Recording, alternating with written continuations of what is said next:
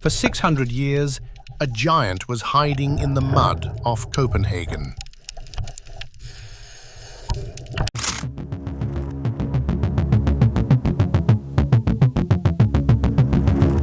Meet Svalget II, the largest medieval cog ever found.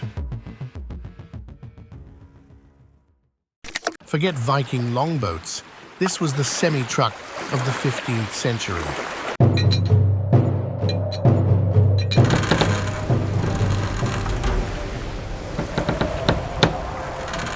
It had a fireproof brick kitchen and a castle deck to keep sailors dry. It was peak medieval tech. Built in 1410 to push the limits of trade.